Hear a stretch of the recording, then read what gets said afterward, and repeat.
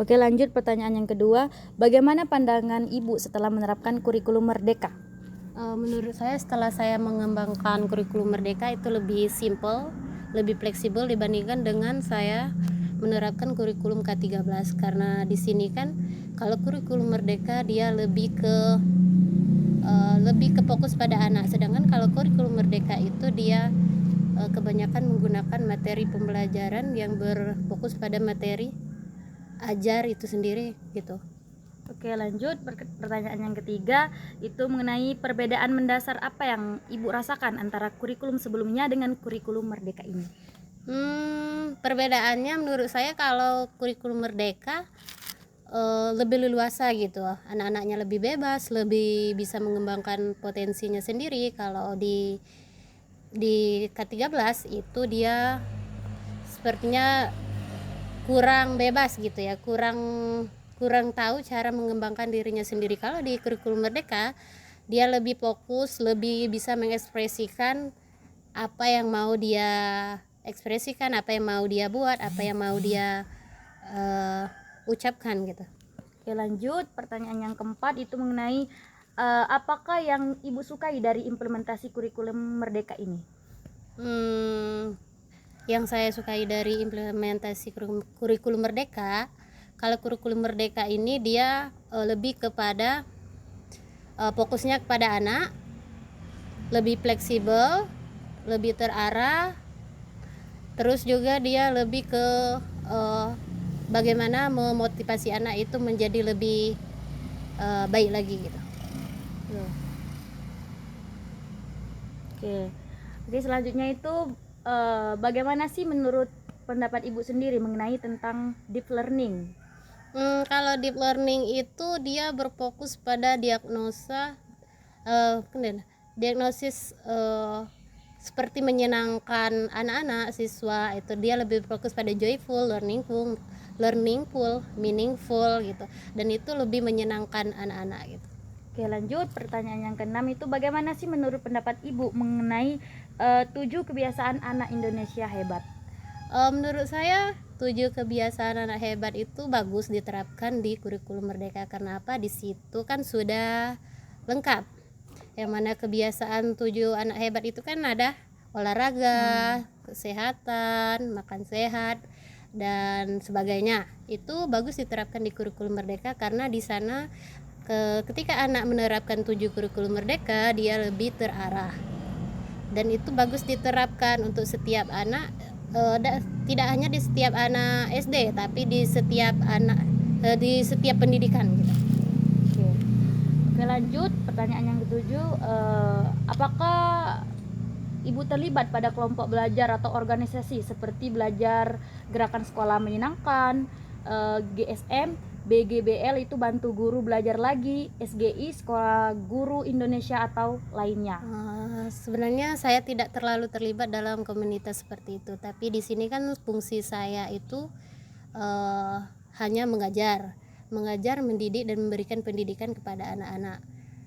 Dan di situ juga kan kita sudah namanya kelompok belajar, tidak harus bergabung dengan komunitas tertentu gitu.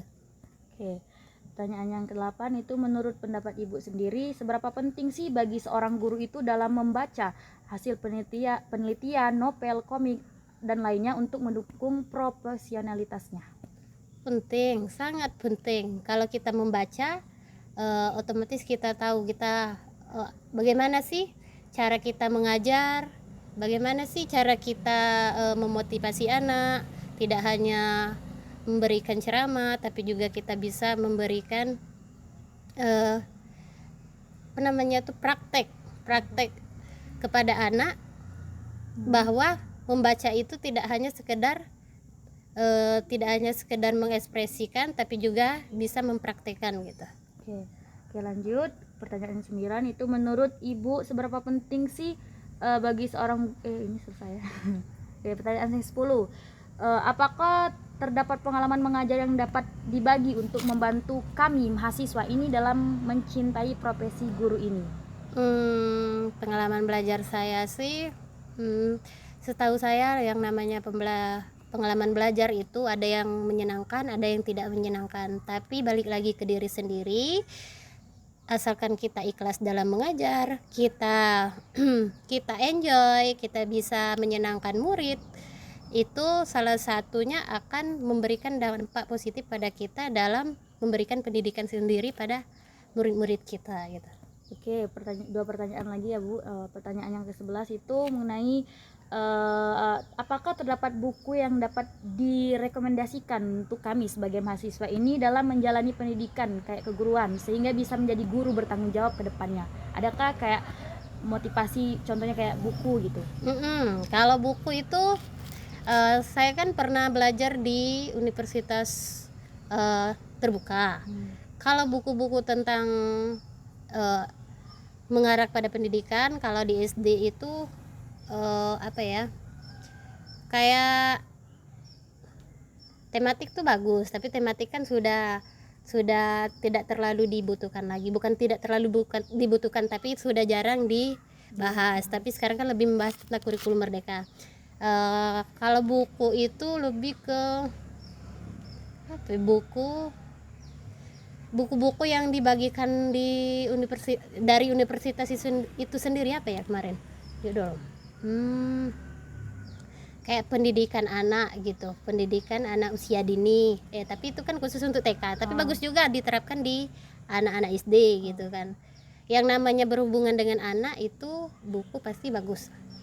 Oke, pertanyaan yang terakhir ya Bu, mengenai keterampilan apa sih yang Ibu dapat sarankan untuk kami sebagai mahasiswa agar kami bisa mempelajari ke depannya untuk menjadi guru yang lebih baik atau ideal gitu?